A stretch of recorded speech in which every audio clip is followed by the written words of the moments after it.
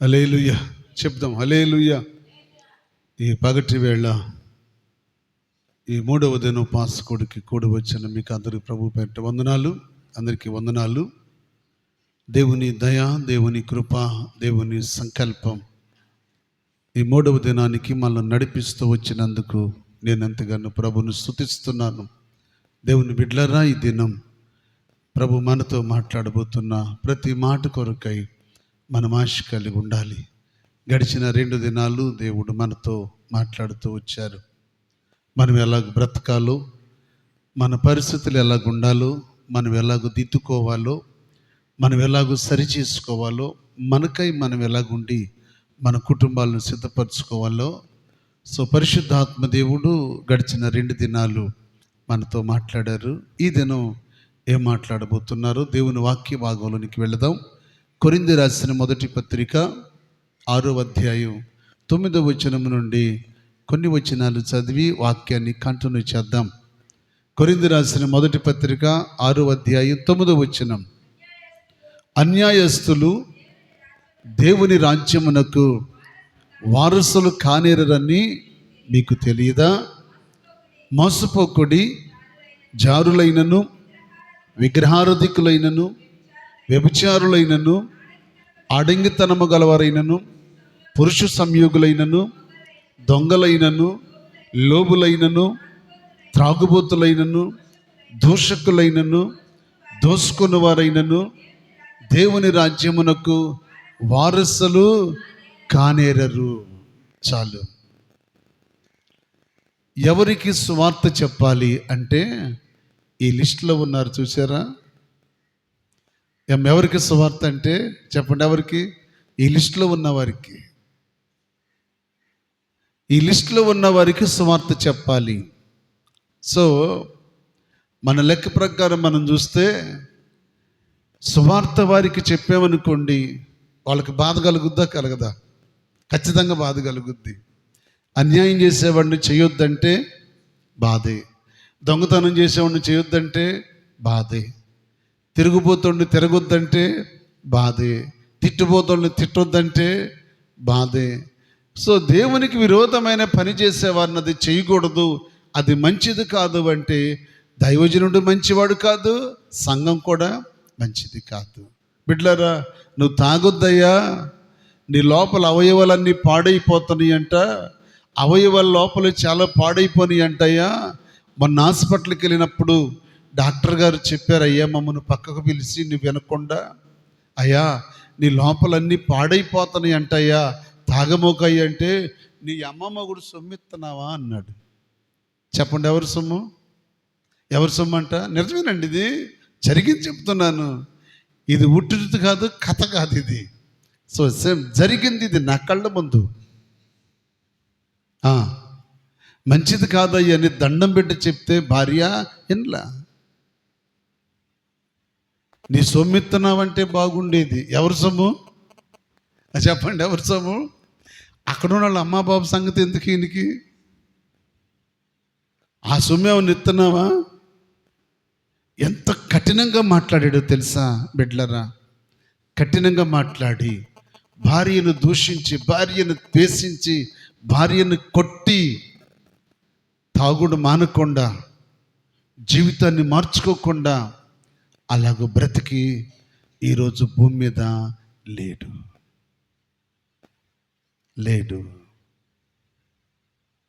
ఎవరి మాట విన్నారు?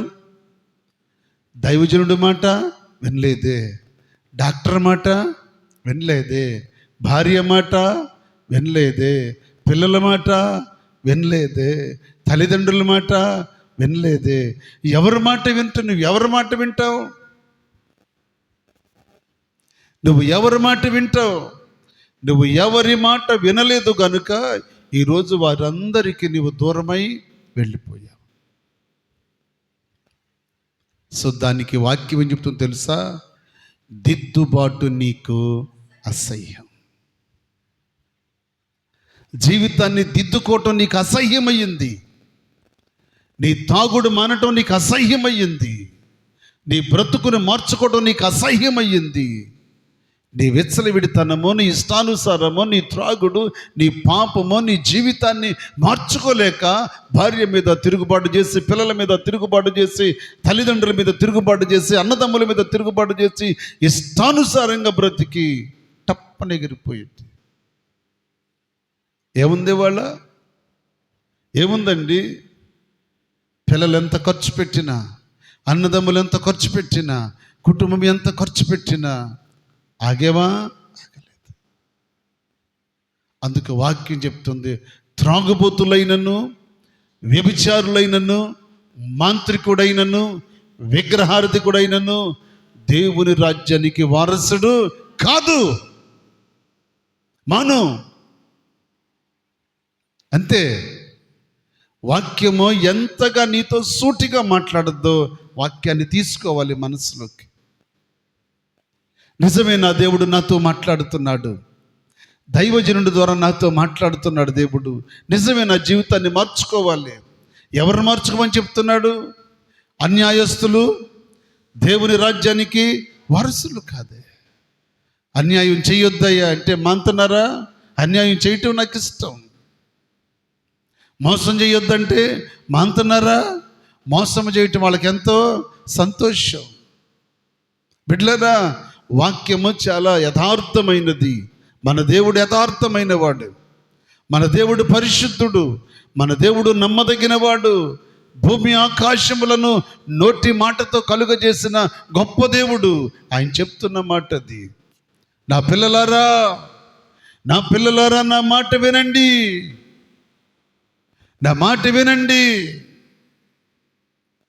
ప్రకటన గ్రంథంలో అంటాడు, అన్యాయము చేయవారు ఇంకను అన్యాయమే చేయనివ్వండి, త్రాగుబోతుని ఇంకా త్రాగుబోతుగా ఉండనివ్వండి, దుర్మార్గుడుగా ఉండనివ్వండి, ఏది చేసేవాడిని అది చెయ్యనివ్వండి. మెన్నే టెకెల్ ఉఫార్సిన్, త్రాసులు వేసి తూసేవాడు ఆయన. ఎందుకో తెలుసా? వాళ్ళకి జీతం నా దగ్గర ఉంది, తీర్పు తీర్చేవాడిని నేనని చెప్పాడు ప్రభు. ఈరోజు ఎవరింటున్నారండి? ఎవరింటున్నారు? ఆడికి కుదురులేదంట, ఆడి కుదురు తక్కువడని ఆ పాస్టర్ గారు నాకు చెప్పాడు. ఆ ఊరు పాస్టర్ గారు, ఆడికి పిల్లనేమో కంటే ఈ రోజున కుదురుగా వాళ్ళు ఉంటున్నారయ్యా అని పిల్లనిస్తే ఏడాదిలోపే ఇంటికి వచ్చింది. ఎవరి మాట వినలేదు? చెప్పండి, ఎవరి మాట? దైవజనుడి మాట వినాలండి, దైవజనుడి మాట వినాలి.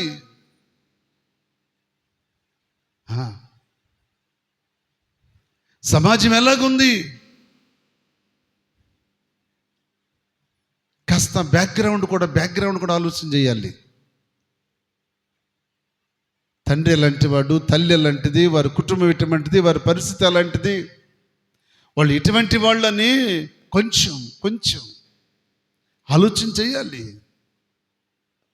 బిడ్డను ఇవ్వాలన్నా, బిడ్డను తీసుకోవాలన్నా ఆలోచన చేయాలి. మనం ఏది చేయాలన్నా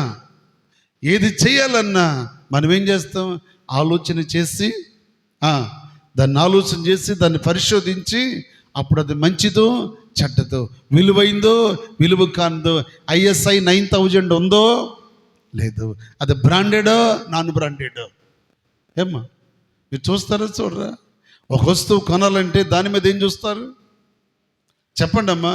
ISI 9000 1 or 2 ఉందా లేదా? అది బ్రాండెడా కాదా? ఈ కార్డ్లెస్ మైక్ కొనడానికి వెళ్ళి దీన్ని చూసి, దీని విలువ ఏంటో చూసి, దీని స్టాండర్డ్ ఏంటో చూసి, దీని పరిస్థితి ఏంటో చూసి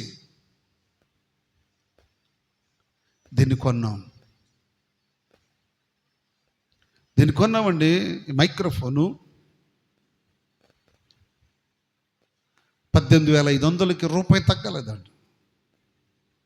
18,500 మైక్రోఫోన్. ఈ ఫోన్ పట్టుకో, ఆ ఫోన్ పట్టుకో, తేడా ఉంటుందా? తేడా ఉంటుంది. చెప్తున్నాను, క్వాలిటీని బట్టి ఉంటుంది. విలువ చూసుకోవాలి, మాట వినాలి. నా భార్య మందిరానికి వెళుతుంది, నా భార్య క్రమంగా బ్రతుకుతుంది, విలువైన జీవితం జీవిస్తుంది, రక్షణ పొందింది, నా భార్య జీవితాన్ని కాపాడుకుంటుంది, నోటిని కాపాడుకుంటుంది, జీవితాన్ని కాపాడుకుంటుంది. ఒకప్పుడున్న స్థితి కాదు నా భార్య, ఈరోజు క్రీస్తు యేసు రక్తములో కడగబడిన నా భార్య, క్రీస్తు సారూప్యంలోనికి మార్చబడిన నా భార్య ఈ రోజున ఎంత విలువైన జీవితం జీవిస్తుందో. నా భార్య విలువగా బ్రతుకుతుంది, నాకు కూడా విలువనిస్తుందని సాక్ష్యం చెప్పాలి. నీ భర్త సమాజంలో తిరిగేవాడైనా, మందిరానికి రాకపోయినా, నీ భర్త దేవుడంటే భయం లేకపోయినా, భక్తి లేకపోయినా, నీ ప్రవర్తన చూసి, నీ విధేయతను చూసి, నీ ప్రేమను చూసి, ఏమండి దేవుని వాక్యం చెప్తుంది కదా, విశ్వాసురాలైన భార్య అవిశ్వాసి అయిన భర్తను ఎలాగో రాబట్టాలో జ్ఞానం ఇచ్చాడు దేవుడు. భర్తను ఎప్పుడు ఏ టైంలో ఎలాగో మాట్లాడాలో జ్ఞానం ఇచ్చాడు దేవుడు. అలాంటి సామర్థ్యత దేవుడు నీకు ఇచ్చాడు, అలాంటి విశ్వాసాన్ని దేవుడు నీకు ఇచ్చాడు. ఇక్కడ వాక్యం చెప్తుంది, అపోస్తుడైన పౌలయ్య ఈ కొరింథీ సంఘానికి రాస్తూ ఏమన్నాడు? అన్యాయస్తులు దేవుని రాజ్యమునకు వారసులు కానేరని మీకు తెలీదా? ఏమవుతుందంట? మోసపోవద్దు. ఈరోజు ఎంతమంది మోసపోయి చాలా వేదన పడుతున్నారు, బాధపడుతున్నారు బిడ్డలారా. మంచోళ్ళని మనం అనుకుంటున్నాం, కానీ వాళ్ళ మనసు ఎటువంటిదో మనకు తెలియదు. మంచోళ్ళు అనుకుంటున్నాం, కానీ వాక్యం చెప్తుంది. ఒకసారి దైవజనుడైన ప్రవక్త ఎలీషా గారి దగ్గరికి స్నేహితులు పరిగెత్తుకొని వచ్చి, దైవజనుడా ఈ కొండలో ఏముందంట? విషముంది దైవజనుడా, ఈ కొండలో విషముంది దైవజనుడా అని. వాళ్ళు ఏం చేశారు? అందరూ భోజనానికి అటు కూర్చుని కాస్త కూర వేసుకుని తరిగా కూర ఎలాగుంది చేతి వెంటనే దైవజనుడా, ఈ కొండలోనే విషం ఉంది దైవజనుడా అని దైవజనుడి దగ్గర పట్టుకొస్తే దైవజనుడు ఒక చిన్న సలహా ఇచ్చాడు. ఏమని? అమ్మా, పిండేయమన్నాడా ఉప్పేయమన్నాడా? చెప్పండి. ఉప్పా పిండా? పిండి. కొంచెము పిండి తీసుకురండి అన్నాడు. అది ఎవల పిండో, గోధుమ పిండో, అమ్మా ఏదో ఒకటి, ఏ పిండి అది? వాళ్ళు కాస్త పిండి తీసుకొచ్చారు, ఆ కుండలో వేసి ఇప్పుడు తిప్పి తినమన్నాడు. ఏ వేసాడు అందులో? పిండేసి తిప్పి ఇప్పుడు వేసుకొని తినండి అన్నాడు. ఇప్పుడు వాళ్ళు తింటా ఉంటే అద్భుతంగా ఉంది. దేవుని స్తోత్రం. ఏమైంది? ఏంటి మార్పు జరిగింది? ఏంటి ఆశ్చర్యం అంటే, వాళ్ళు వెళ్ళి కూరాకులు కోసుకొచ్చారే, కూరాకులు తుంపుకొచ్చేటప్పుడంట వాళ్ళు ఏ కూర తీసుకొచ్చారు? అమ్మా, వెర్రి ద్రాక్షల తీగల యొక్క మొవ్వలు తుంచుకొచ్చారంట. ఏ ద్రాక్షలు అయ్యి? మంచి ద్రాక్ష ఉంది, ఎర్రి ద్రాక్ష ఉంది. మీరు చూడండి, కొన్ని చోట్ల కంపల్లో ఎర్రి ద్రాక్షలాగానే తీగలేసి అది ఇంత కాయలే కాస్తుంది. సేమ్ ద్రాక్షకాయలు కొంచెం ఇంతే ఉంటాయి. సేమ్ అది ద్రాక్ష తీగలాగానే ఉంటుంది. వాళ్ళు మోసపోయారు. ఏ కూర అనుకున్నారు?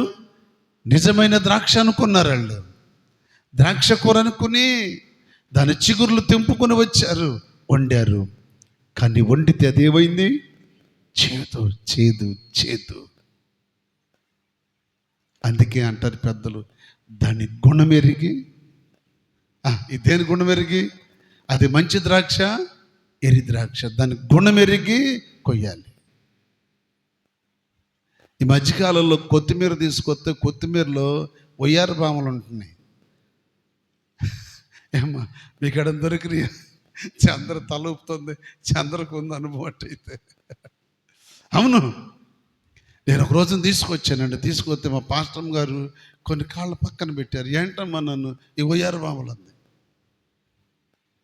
నాకేం తెలుసమ్మా, అక్కడికి వెళ్తే ఆయన ఇచ్చాడు, మడత పెట్టి కవర్లో పెట్టాడు, తీసుకొచ్చా. మరి నేను చూడకపోతే ఇక అట్ట కట్ చేస్తే ఇంకా ఉందా? ఇంకేముందండి, మనం ఏం చేస్తాం? ఏం చేయాలి?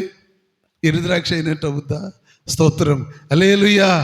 బిడ్డలారా, కొన్నిసార్లు అది బాగానే ఉంటుంది, ఇది బాగానే ఉంటుంది, కానీ దాని యొక్క గుణాలు వేరుగా ఉంటాయి, దాని లక్షణాలు వేరుగా ఉంటాయి, దాని రుచులు వేరుగా ఉంటాయి, దాని పద్ధతులు వేరుగా ఉంటాయి. చూడటానికి ఒకే రకంగా కనపడతాయి, ఒకే రకంగా ఉంటాయి. కొన్ని మీరు చూడండి, ఒరిజినల్కి డూప్లికేట్కి తేడా మనకేమీ తెలియదు. మెడిసిన్ చూడండి, టాబ్లెట్లు 2 షీట్లు పక్కన పెట్టుకోండి, ఒరిజినల్ డూప్లికేట్ 2 మీకు ఒకే రకం కనపడతాయి. కానీ ఇందులో ఒరిజినల్ ఉంటుంది, డూప్లికేట్ ఉంటుంది. దానికి ఒక కోడ్ ఉంటుంది. ఆ కోడ్ నెంబర్ మీకు తెలియదు, అది కట్ చేసి ఆ కోడ్ నెంబర్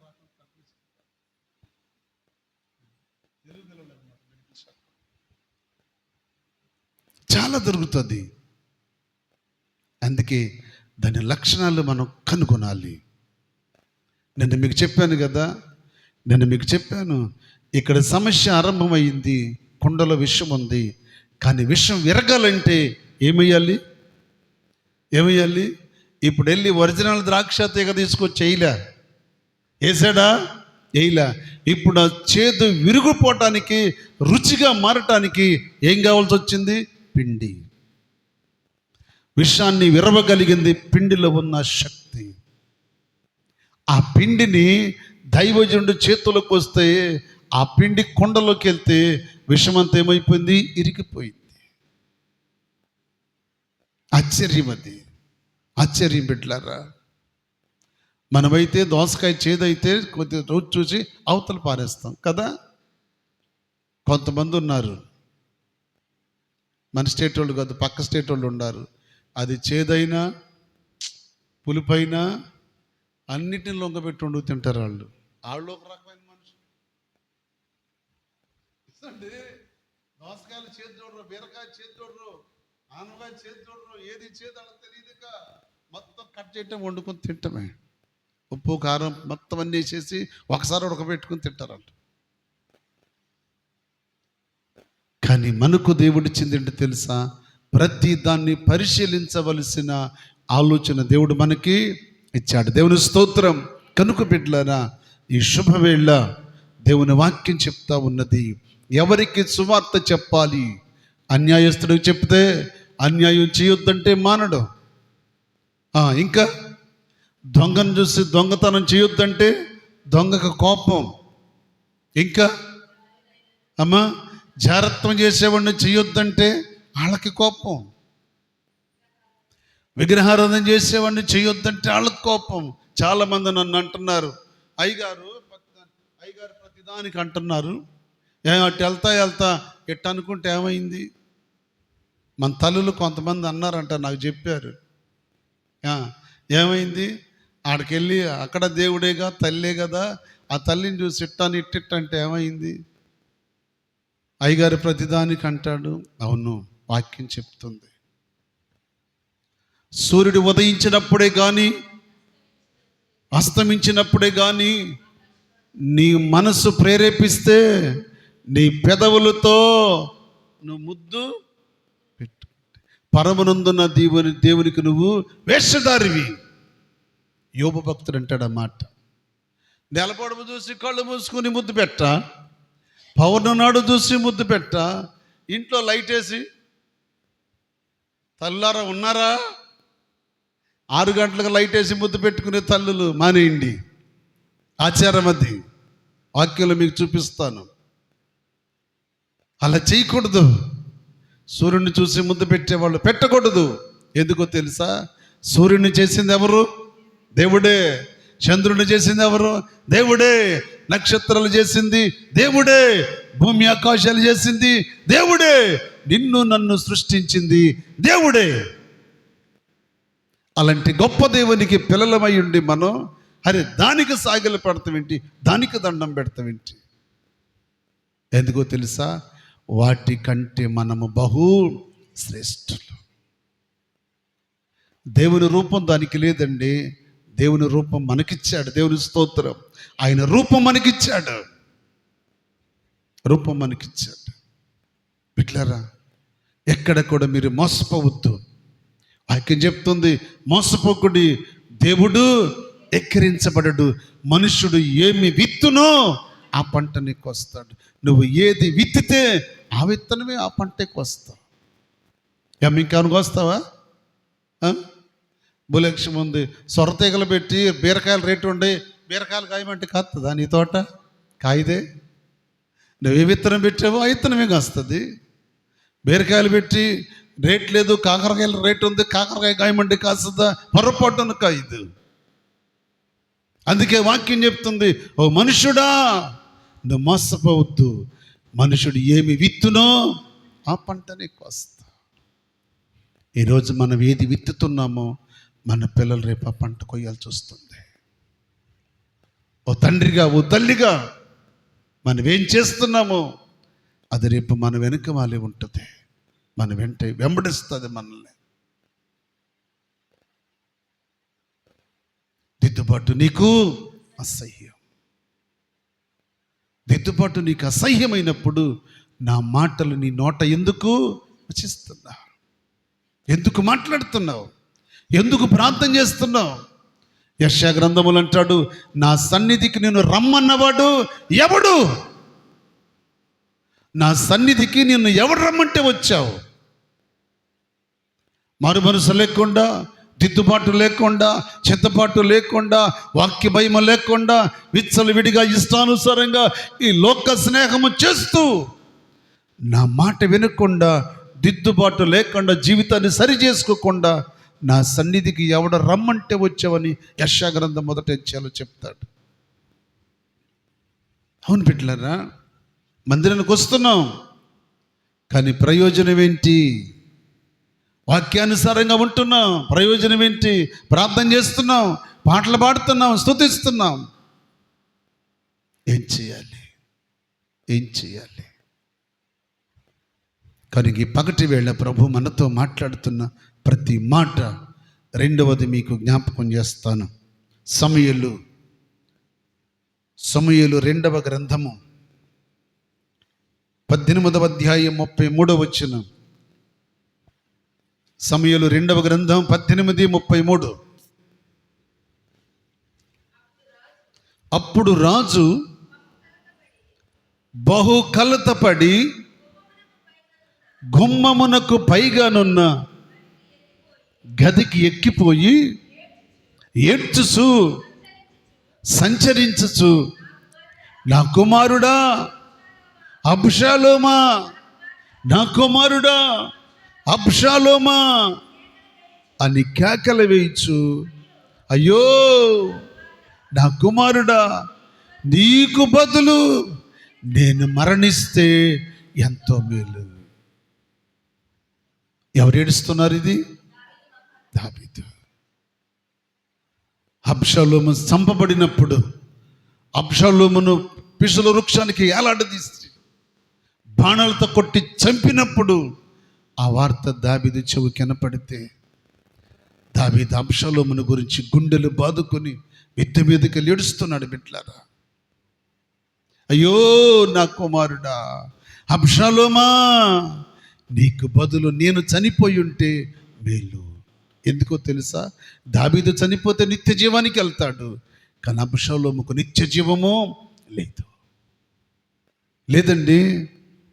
అబ్షాలోము నిత్య జీవానికి వారసుడు కాదు.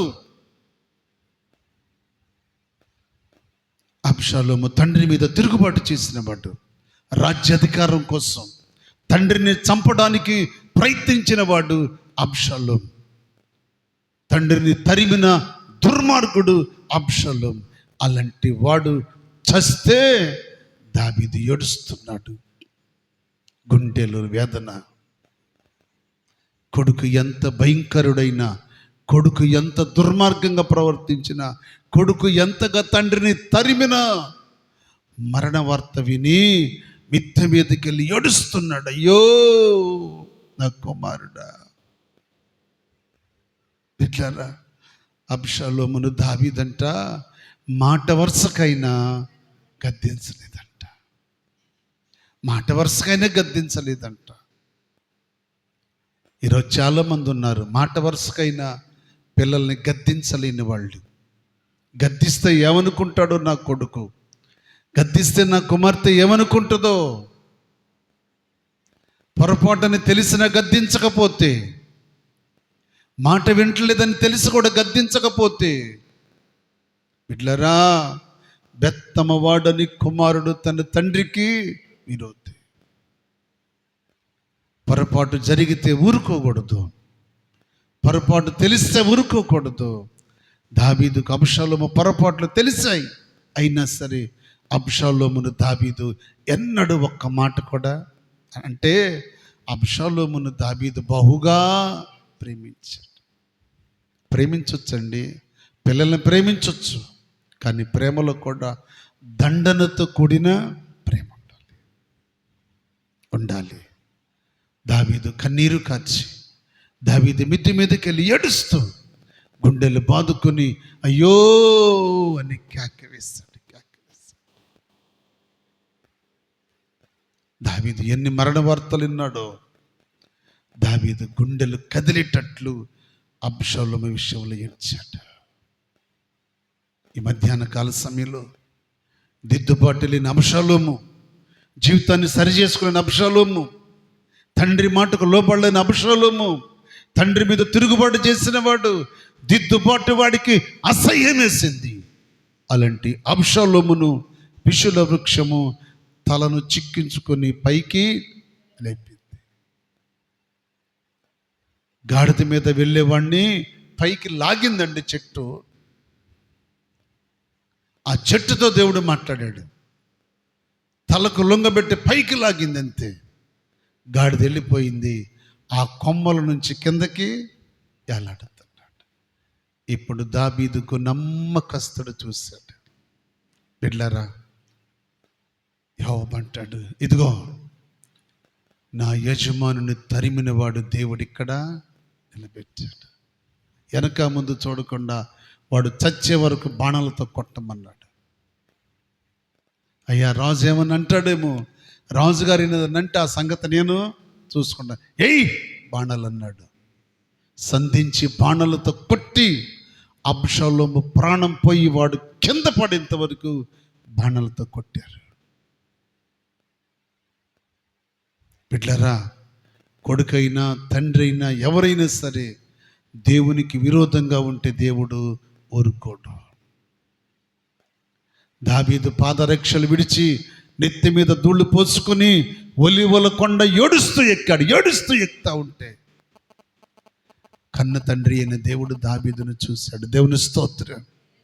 దావీదు ఏడుస్తూ ఉంటే దేవుని మనసంట అల్లల్లాడిపోయిందంట. దేవుని పిల్లలు, సంఘమైన సావుకుడైనా సావుకురాలైనా దేవునికి దగ్గరగా ఉండి ఏదైనా పొరపాటు జరిగితే, అన్యాయం జరిగితే, ఎవరైనా సరే ఏదైనా అంటే దేవుని పిల్లలు దేవుని సముఖానికి వచ్చి హృదయానుసారంగా మనసులో ఉన్నదంతా ప్రభు దగ్గర పెట్టి కన్నీరు విడిచి ప్రార్థన చేస్తే నీ కన్నీటికి ప్రార్థన జవాబు అక్కడ చూపిస్తాడు. దేవుని స్తోత్రం. దావీదు ఏడుస్తున్నాడు ఒలీవల కొండెక్కి. బిడ్డలారా, కాళ్ళకు చెప్పులు కూడా లేకుండా ఒక రాజయ్యుండి రాజవస్త్రాలు తీసి నెత్తిన ధూళి పోసుకుని కొడుకు విషయంలో తప్పించుకుని ఒలీవల కొండకెళ్తున్నాడు. ఆ కొండెక్కే దాన్ని బట్టి దైవజనుడు పాట రాశాడు కదా, ఎవరికొచ్చు? ఎక్కలేనంత ఎత్తైన కొండపై ఎక్కించుమో, నన్ను పెట్టించుమో దేవా, నా మొరను ఆలకించవా, నా ప్రార్థనకు చెవియొగ్గుమా. ఆ కీర్తనలో ఈ పాటగా రాశాడు ఒక దైవజనుడు. దావీదు ఒలీవల కొండ అనుభవాన్ని చూసినప్పుడు దేవుడు ఓర్చుకోలేకపోయాడంట, సహించలేకపోయాడంట. నా కుమారుణ్ణి చంపేవాడు, ఆడి కుమారుడైన వాడు బ్రతకడానికి వీల్లేదు. ఈ మధ్యాహ్న కాల సమయంలో బిడ్డలారా, సరి చేసుకోవటం మన వంతు, సరిదిద్దుకోవటం మన వంతు, దిద్దుబాటు కలిగి ఉండటం మన వంతు. మన స్థితిని ప్రభు దగ్గర పెట్టి మన స్థితిని ఒప్పుకోవటం మన వంతు. మూడో మాట చెప్పి నేను ముగిస్తాను. సామెతల గ్రంథం, దానికి ముందు మత్తయి సువార్త 11వ అధ్యాయం 21వ వచనం. మత్తయి సువార్త 11వ అధ్యాయం 21వ వచనం. అయ్యో అయ్యో కోరేజీనా, అయ్యో బెత్సయిదా, మీ మధ్యను చేయబడిన అద్భుతములు తూరు సీదోను ప్రాంతములలో చేయబడిన ఎడల ఆ పట్టణముల వారు పూర్వమే గోనె పట్ట కట్టుకుని బూడిద వేసుకుని మారు మనసు పొంది రక్షించబడేవాళ్ళు. బిడ్లారా, యేసుప్రభువు వారు ఆ ప్రాంతానికి వెళ్ళి తూరు సీదోను పట్టణాలకు వెళ్ళినప్పుడు యేసుప్రభువు వారు ఆ ప్రాంతాన్ని చూసినప్పుడు యేసుప్రభువు వారి హృదయం చలించిపోయింది. ఆ పట్టణాలు చూసిన ప్రభు అంటున్నాడు, అయ్యో తూరు సీదోను పట్టణ వాసులారా, మీ మధ్యలో చేయబడిన అద్భుతాలు ఆశ్చర్యకార్యాలు ఎక్కడ, ఎవరి మధ్యలో చేస్తే, ఎక్కడ, ఎవరితో మాట్లాడుతున్నాడు? అయ్యో బెత్సయిదా, కోరాజీనా, మీ మధ్యలో చేయబడిన అద్భుతాలు తూరు సీదోను ప్రాంతాలకు వెళ్ళి అక్కడ చేస్తే వాళ్ళు ఎప్పుడో మారు మనసు పొందేవాళ్ళు, గోని పట్టాలు కట్టుకొని బుడిదే పోసుకునేవాళ్ళు. బిడ్డలారా, యేసుప్రభు వారికి పట్టణాలను చూసి వేదన పడి పట్టణాన్ని చూసి ఆయన ఏడ్చాడు. ఎందుకో తెలుసా? ఆ పట్టణస్థులు వారి జీవితాలను దిద్దుకోలేదు. వాళ్ళు దిద్దుకోలేదండి, వాళ్ళ బ్రతుకులు మార్చుకోలేదు. అందుకే ఆ పట్టణాన్ని గురించి ఎలుగెత్తి యేసుప్రభు వారు ఎలుగెత్తి ఏడుస్తూ అంటున్నాడు, కొరాజీనా, బెత్సయిదా, ఏంటి పరిస్థితులు?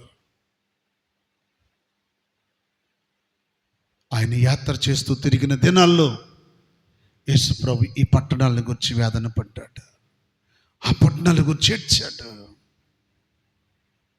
అంతేకాదు బిడ్డలారా, చివరిగా అయినా యెరూషలేము పట్టణాన్ని గురించి కూడా ఏడ్చాడు, కన్నీరు కార్చాడు.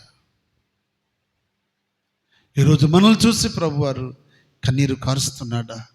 మనం దిద్దుకొని సరిచేసుకుని దేవునికి ఇష్టమైన బిడ్డలుగా మనల్ని మనం సరి చేసుకుని బ్రతుకుతుంటే ఆయన మనల్ని చూసి ఆనందిస్తున్నాడు. ఆయన ఆనందించే దేవుడుగా ఉన్నాడా? వేదన పడే దేవుడుగా ఉన్నాడా? బిడ్డలారా గమనించండి. అందుకే యవనస్తుల గురించి మీకు ఎప్పుడు చెప్తాను. సామెతలు 5వ అధ్యాయం 12వ వచనం ప్రకారం, సామెతల గ్రంథం 5వ అధ్యాయం 12వ వచనములో ఏమని రాయబడింది? అయ్యో ఉపదేశము నేనెట్లు త్రోసివేసి తిని, నా హృదయమును గర్తింపునెట్లు తృణీకరించెను, నా బోధకుల మాట నేను వినకపోతేనే, నా ఉపదేశకుల నేను చెవి యొక్కలేదే. సమాజ సంగముల మధ్య ఉండినను ప్రతి విధమైన దౌష్ట్యమునకు లోబడుటకు కొంచెమే ఎడమైను. బిడ్డలారా, ఈ మందిరములో నుండి వినబడుతున్న సువార్త, ఈ మందిరములో నుంచి వెళుతున్న వాక్యము, ఈ గ్రామము నలుదిశల సువార్త వెళుతుంది. ఒక దినాన ఇవే సాక్ష్యం. ఈ శబ్దమే సాక్ష్యం దేవునికి. ఆ రోజున అయ్యో యేసయ్యా, సమాజ మందిరానికి దగ్గరే ఉన్నామయ్యా, మేము మందిరానికి సమీపంగానే మా ఇల్లు ఉందయ్యా, పలుసార్లు వాక్యం విన్నాము, కానీ లోబడుటకు కొంచెమే అంట. ఎంతంట? కొంచెమే అంట. ఆ కొంచెము ఎడము నీ జీవితాన్ని తేలజేస్తుంది. ఆ కొంచెము ఎడము నీ జీవితాన్ని తేలజేస్తుంది. అందుకే బిడ్డలారా, సువార్త ప్రకటిస్తున్న కాలములో ఇర్మియా ప్రవక్త ప్రకటిస్తూ అంటాడు, నీ క్షేమ కాలములో నేను నీతో మాట్లాడి తిని గాని నీవు నా మాట వినకపోతివి. ఇర్మియా, నువ్వు ఎంత ఏడ్చినా, నువ్వెంత గుండెలు బాదుకున్నా, నువ్వెంత సువార్త ప్రకటించినా, ఇర్మియా, ఈ ప్రజలు నీ మాట లోపడట్లేదు. ఏం చెయ్యాలి? ఏం చెయ్యాలండి? సువార్త వినపడుతున్నా చెవు యొక్క ఆలకించవలసిన వాళ్ళు చెవులు మూసుకుని బ్రతుకుతున్నారు ఈ దినాల్లో. అందుకు వాక్యం చెప్తుంది, వారు చెవులుండి వినలేరు, కాళ్ళుండి రాలేరు, నోరుండి ఆయన గురించి స్తుతించలేరు. వాక్యం ఊరికనే ఉండదు బిడ్డలారా. అవకాశం ఇస్తాడు దేవుడు, అవకాశం ఇస్తాడు, కనిపెట్టి చూస్తాడు. కుటుంబాల్లో ఒక్కొక్కరిని దేవుడు ఎందుకు ఎన్నుకుంటున్నాడు తెలుసా? ఆ కుటుంబానికి వాళ్ళే సాక్ష్యం. ఆ కుటుంబంలో తల్లిదండ్రుల బిడ్డలకు సాక్ష్యం, అన్నదమ్ముల కుటుంబానికి సాక్ష్యం, భర్త కుటుంబానికి సాక్ష్యం, భార్య కుటుంబానికి సాక్ష్యం. ఒక దినాన నాకు తెలియదంటానికి వీల్లేదు. అందుకే ప్రతి వాని మోకాలు దేవుని సన్నిధిలో వంగాలి, ప్రతి వాని నాలుక యేసుక్రీస్తు దేవుడని ఒప్పుకోవాలి. సమయం ఇస్తున్నాడు దేవుడు, అవకాశం ఇస్తున్నాడు దేవుడు. సమయాన్ని సద్వినియోగపరచుకోకపోతే, ఇచ్చిన అవకాశాన్ని చేజార్చుకుంటే, సమయం పోయిన తర్వాత, దాటి వెళ్ళిపోయిన తర్వాత నువ్వు ఏడ్చినా, గుండెలు బాదుకున్నా, వీధులన్నీ తిరిగినా, సంత వీధులు తిరిగినా, సందులు తిరిగినా, గొంతులు తిరిగినా, ఎక్కడికి తిరిగినా, తిరిగి అలసిపోయినా, నిన్ను దాటి వెళ్ళిన వాడు మరల నీ దగ్గరికి రాడు. కనుక సమయం ఇచ్చినప్పుడే సద్వినియోగపరచుకోవాలి. అన్యాయస్తులతో మాట్లాడతాడు దేవుడు, అక్రమకారులతో మాట్లాడుతున్నాడు దేవుడు, త్రాగుబోతులతో మాట్లాడుతున్నాడు దేవుడు, తిరుగుబోతులతో మాట్లాడుతున్నాడు, వ్యభిచారులతో మాట్లాడుతున్నాడు, మాంత్రికులతో మాట్లాడుతున్నాడు, విగ్రహార్థికులతో మాట్లాడుతున్నాడు, దుర్మార్గులతో మాట్లాడుతున్నాడు, దుష్టులతో మాట్లాడుతున్నాడు, శాపగ్రస్తమైన బ్రతికే వారితో దేవుడు మాట్లాడుతున్నాడు. రా నా సన్నిధికి ఆయన పిలుస్తున్నాడు.